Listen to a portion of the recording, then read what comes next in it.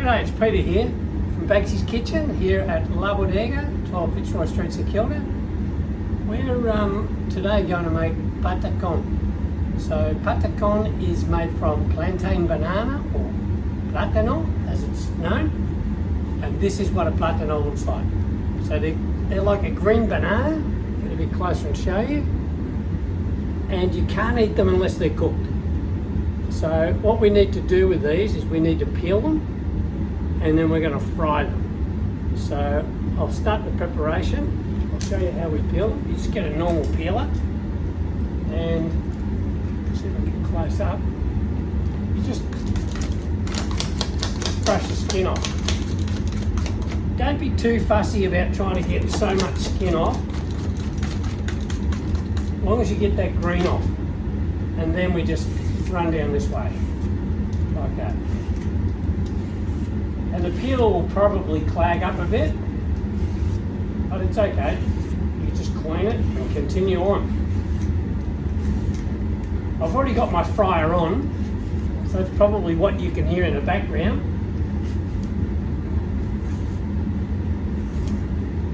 So we just peel all these, and I'll peel them all, but I'm just showing you one to start.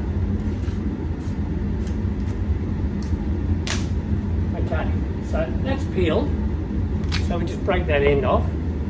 Now, they don't peel like normal bananas. You do need to use a knife or a peeler. You can see they're really hard. They're green inside. You can make tostones from these. You can make mangul, mofongo, so many different things you can make from platano. So depending on what the purpose is to how you cook them. But we're making patacon, which is like a steak sandwich with plantain as the bread. So I'm going to cut them quite a size, and then we'll fry them and we'll squash them out so they look like bread. Anyway, I'll get the rest of them peeled and we'll get back to you. Okay, so the platano is all been, or plantain bananas have all been peeled. If you're not going to use them straight away, you need to submerge them in water because they will go brown. They are a banana. Now, the taste is more like potato than banana. They're not sweet at all. You can allow them to ripen, and the best way is put them in a plastic bag with some apples and leave them. They'll take 4 or 5 days and they'll be ripe. They taste sweet then, and they're used for a different purpose. Now, these you can buy, a lot of the Asian grocery stores will have them, but you can definitely get them if you're in the Dandenong area. At the Dandenong market, JJ's Fruit and Veg, see John, and he'll make sure that he's got them for you. All right, so the patacon. We're going to cut these. These are actually quite big, so I'm going to cut them in half, and it's probably a little bit too big, so I'll cut them a little bit smaller than half. And I'm going to be left with a little bit, so I'm going to make tostones with these. So cut again, and I'm going to have enough for 2 tostones from that one.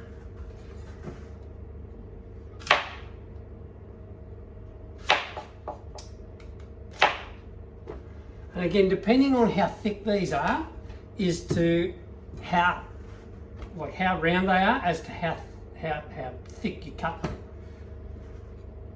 because they spread once you squash them.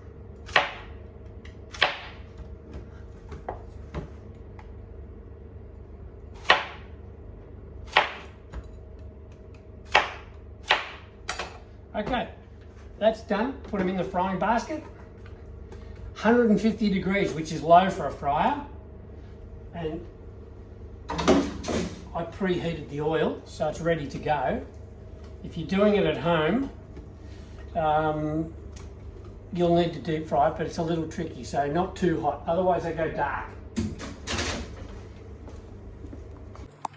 Okay, they're in the fryer now, and they're just frying slowly. They'll take a little while. So once they're ready to go, they need to be soft because we need to flatten them out. So once they're ready to go, I'll get back to you. And these ones here, we're using for tostones. We're going to fry them as well, and then we'll flatten them out, and I'll show you how we do that. Okay, they're ready. They've been probably 12 minutes or so. If you're going to do them at home, you'd probably want to cut these in half. Like split them before you started frying, because they'll cook a lot quicker. And you'll still be able to squash them out to get a reasonable size for a sandwich. I also put the smaller ones in. I put those smaller ones in maybe 5 minutes before they were ready. So now I'm going to show you how to squash them out. I'm just going to let them drain for a couple of minutes and then we'll squash them out. Okay, we're back. So these have been drained off a little and they're ready to go. So I take some baking paper.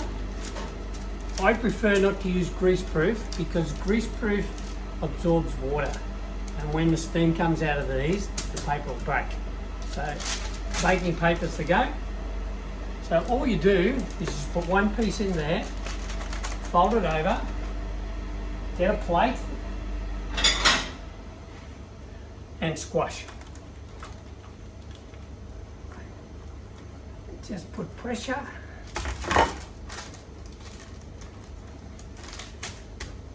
I need a little bit thinner than that. Wiggle, wiggle, wiggle. There we go. Patacon. Bring it up a bit closer. So it looks like a slice of bread. You can see the steam. So what we do is we put it on a tray to cool down. This can go in the fridge, in the freezer, whatever. You can cook them again second time round from frozen. And what we do when we need to make our steak sandwich is we fry this again in hot oil.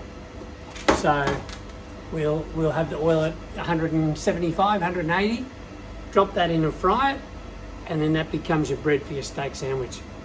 One on the top, one on the bottom, done. All right, I'll show you how to make a couple of patacones, a couple of tostones, which is similar.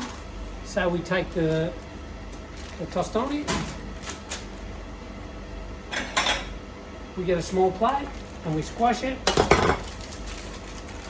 and they're about that size. And this we just fry again, and they become crisp, and you can put anything on them. We put fresh octopus and homemade chorizo, but you can put cream cheese, you can put chili, you can put whatever you want. It's just a really nice little snack or an entree. Okay, good luck with it. We'll see you in the next video.